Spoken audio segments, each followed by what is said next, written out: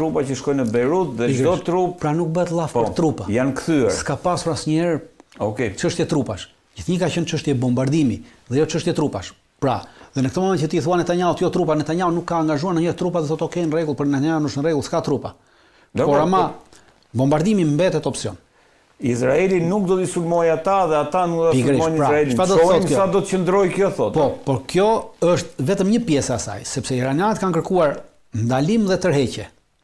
Ndërsa kjo që ofron Trumpi është vetëm ndalimi i luftimeve, po jo tërheqje. Pra do të thënë që izraelitët të mbesin aktualisht në pozicionet që kanë, që janë deri te lumi litani, pra dhe kjo do thotë zgjerim i kufive të Izraelit dhe ky zgjerim i kufive të Izraelit i konvenon Netanyahut. Absolutisht i konvenon, sepse Netanyahu këtë, pse i konvenon dhe Netanyahu në këto momente nuk ka nevojë të paktën deri në tetor, deri me datë 27 tetor të këtij viti kur do të bëhen zgjedhjet në Izrael, sepse kemi zgjedhjet në Izrael me datë 27 tetor, pra maksimumi fati i fundit për bërjen e zgjedhjeve është 27 tetor. Dje parlamenti izraelit është mbledhur dhe ka kaluar në votim të parën me 106 vota pro, totalisht pra asnjë kundër, 106 është përbërjen e parlamentit. Tash duhen edhe 2 votime tjera të cilat do të bëhen brenda kësaj jave dhe shkojmë në zgjedhjet para kohë, direkt në zgjedhjet. Në fund tetorit, maksimumi i datës është maksimumi i datës është 27 tetor, po mendoj që do jetë më përpara. Dhe normalisht që ndarpritja e këtyre tashmë, Izraeli dhe Netanyahu e paraqet këtë si zgjerim të territorit të Izraelit. Çfarë do lloj luftimi, i cili do të detyronte forcat izraelite të tërhiqeshin nga ky territor që kanë pushtuar në Liban, do t'i sillte aty një dështim politik, sepse kundërshtatë do ja përdorin që shiko, ti s'po e mban dot territorin, pra ti s'ke marrë territor. Ndërsa ndërprerja e luftës, ajo që thotë, ndërprerja e luftës aktualisht dhe ti e mban territorin, ti nesër në zgjedhje shkon me këtë fitore dhe thua shiko, unë zgjerova Izraelin. Se ky është zgjerimi i Izraelit. Pra, 2 persona i kanë hapur luftë Iranit me qëllime të ndryshme. Trumpi ka hapur luftë, Netanyahu ka hapur luftë Iranit me zgjerim, me qëllimin e tij për të dobësuar Iranin dhe për të zgjeruar Izraelin, sepse pengesa e vetme në këtë moment është Irani për zgjerimin e Izraelit madh, kurse Trumpi ka hapur luftë Iranit për arsye se është mashtruar nga izraelitët, të cilët i kanë thënë që ti do të mbetesh në histori si personi që është bërë Persin, si personi që është bërë Iranin, që askush tjetër s'e ka bërë këtë. E qartë. Pra, njëri ka hyrë për ego personale, të vetëm të zhbëris, po edhe tjetri për në realitet të dy janë për një ego personale. Por ama kjo e Netanyahut, kjo është një ego që vazhdon që 36 vite dhe që nuk e ka vetëm Netanyahu, e ka gjithë shoqëria izraelite, pra është një ego e një shoqërie, është një shoqëri të tërë e kthyer në nazifashiste. Një shoqëri naziste, në zionisto-naziste, e cila kërkon të zgjerojë këtë në kurriz të gjakut të vet, sepse siç e thash, edhe arabët janë njëti gjak me izraelitët, pra pavarësisht luftës fetare, pavarësisht se ka koncept të luftës fetare, rrjedhin nga njëjti trung. Nga Isaku dhe Ismaili. Rrjedhin nga Isaku dhe Ismaili që janë bijtë e Abrahamit ose të Ibrahimit. Pra, në aspektin ta janë kushërime njëri tjetrin, janë njëti gjak. Dritan, ndërkohë këto regjia janë foto të rikuperimit shpejt që po bëjnë edhe këto iranianët i kanë rikuperuar tashmë sipas një raporti të fundit të CIA-s i kanë rikuperuar 98% të gjitha kapaciteteve të tyre të gjitha dhe. Po çfarë tregon? Ka një gjë interesante se ajo çfarë kanë bërë. Ky rikuperimi. Pra, Shtetet Bashkuara të Amerikës kanë përdorur për të sulmuar këto hyrje. Këto çfarë janë Dritan? Këto janë hyrjet e tuneleve nëntoksore. Nga dalin raketat? Nga dalin shtratet tani që lëshojnë raketa. Pra këtu kemi një qytet nëntoksor i cili ka 1, 2, 3, 4, 5 dalje. Po. Që duken, që dihen. Mund të ketë edhe ndonjë 5 tjera që s'dihen. Më poshtë, sepse askush nuk e di se sa i gjatë, sa i gjerë është qyteti brenda poshtë tokës. Dhe qyteti s'është godit fare Dritan? Qytetet nuk janë goditur fare, për arsye se qytetet janë diku rreth 500 metra në tokë, pra nuk ka asnjë armë, asnjë bombë sot, asnjë raketë sot. Jo Shtetet Bashkuara të Amerikës, po asnjë vend tjetër i botës, pra as Rusia, as Kina që të mund të godasi në 500 metra thellësi. Nuk ekziston. S'ekziston. Domethënë godijet kanë qenë vetëm këto dalje tonë në mënyrë që të mos dalin dhe ti ta bllokosh. Këto lëshuesit e raketave hipersonike. Dhe tashmë, po shikoni pra. Shtetet Bashkuara të Amerikës ka përdorur gjithë teknologjinë e saj dhe raketat shtrenjta.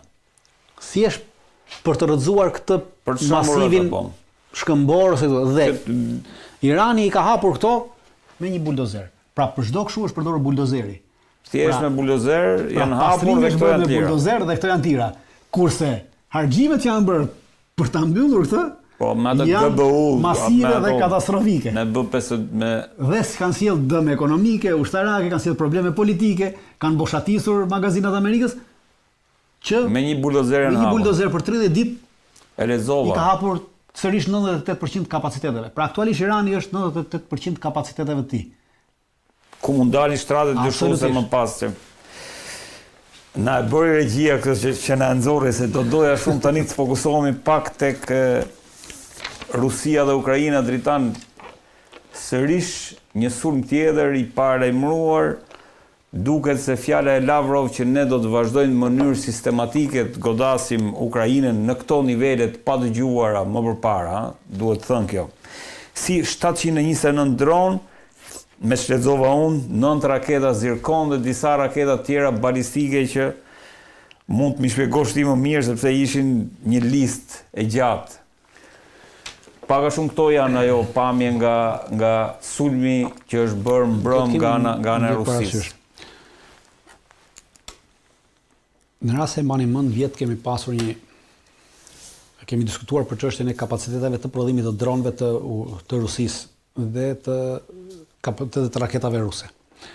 Dhe kemi thënë që deri në mars të këtij viti, pra Rusia prodhonte diku të rreth kapaciteti i prodhimit të dronëve rus ishte 1000 në ditë. 1000 dronë në ditë. Po.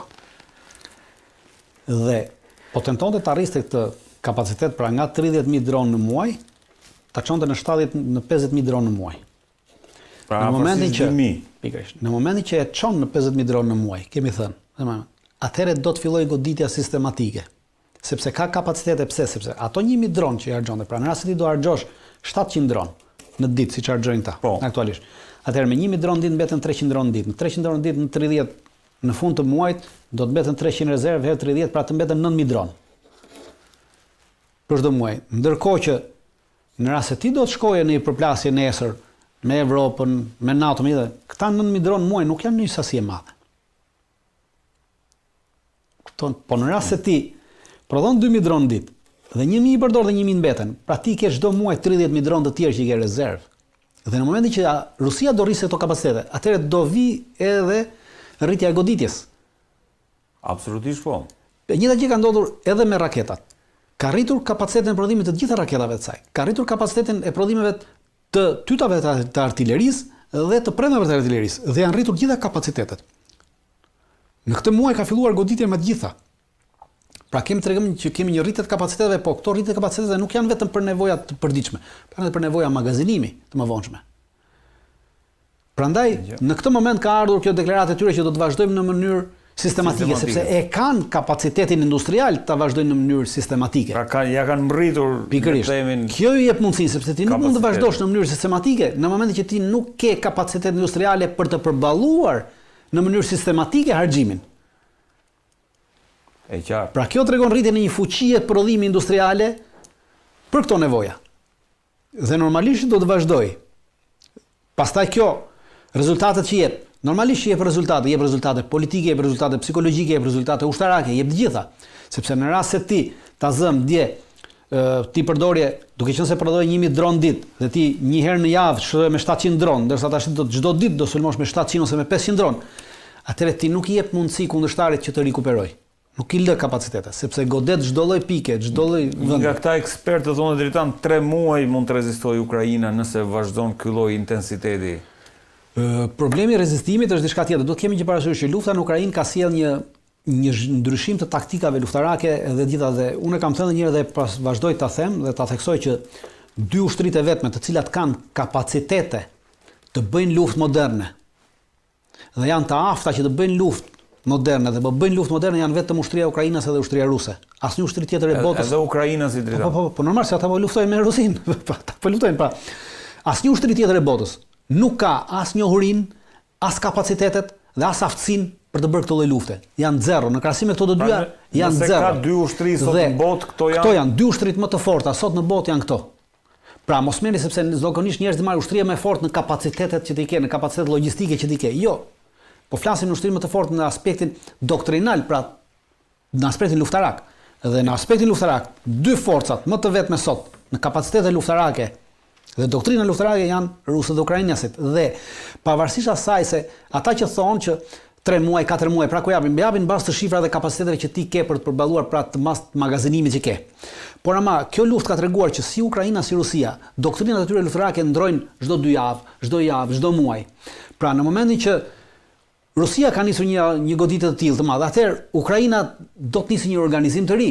Pra do të shpërndajë forcat më shumë. Kjo shpërndarje e forcave i shërbesh të bashkë Amerikës, po do të gjejë një mënyrë për t'i dhënë më shumë jetë, për t'i dhënë më shumë frymarrje forcave të saj. Dhe kjo ndryshon për ditë në Ukrainë me luftën në Rusi. Në të dyja palët, kështu që është mbetet e papërcaktuar, pra në rast se do të mbetet me këtë kapro, në rast se kapacitetet e saj luftarake do të jenë të njëjta, me këtë llogjësi që ka, pa ndryshime doktrinale dhe strukturore, pa zhvendosje të trupave, pa shpërndarje të trupave, atëherë po mund të themi që mund të qëndrojë ajo. Por kemi parë në këto 4 vite që gjithnjë Ukraina ka evoluar edhe Rusia, pra në raport me njëra tjetrën, në rast se njëra ka bërë një doktrinë luftarake ndaj njërës, i ka zgjatur më shumë se një muaj, nuk i ka zgjatur, pasi tjetra menjëherë ka gjetur kundërpërgjigjen dhe i ka dhënë diçka tjetër. Dhe në këtë kështu ka vazhduar edhe teknologjia luftarake të dyja palët ka ecur. Për këtë arsye them që nuk mund të përcaktosh data sa mund të rezistoj. Pasi do të ketë patjetër një reagim nga ana e Ukrainës. Reagimi i cili ta sjell terreni, ta sjell lufta, pra i detyruar ta bësh lëvizje. Jo, shpjegimi është i qartë.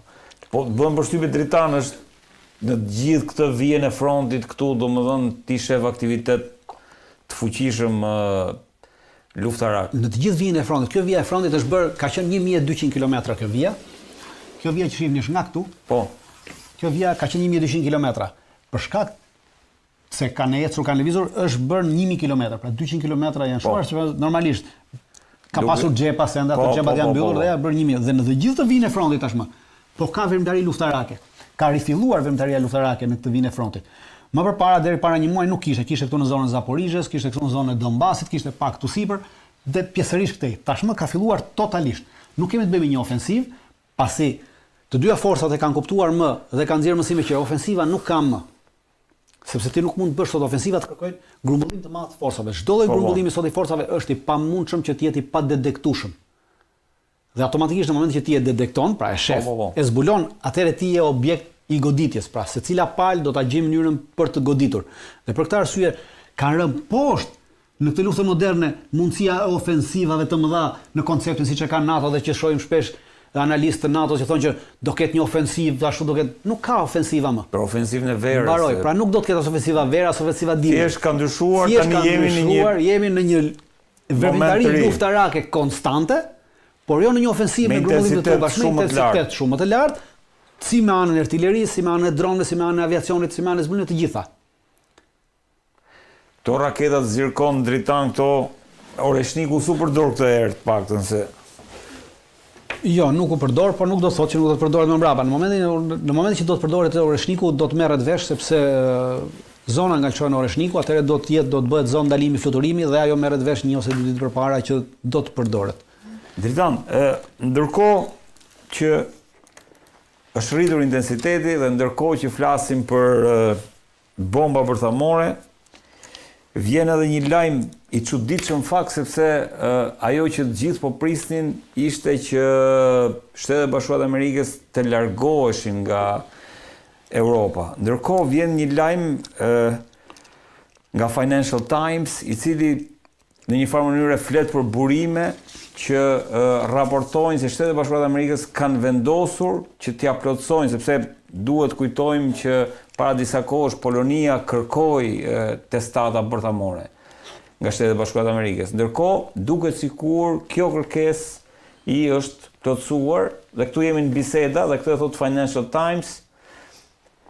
Në Europë, veçanërisht dhe specifikisht bëhet fjalë për Poloninë, po dhe për vende balltike, thot artikulli. Si e vlerëson këtë lajm?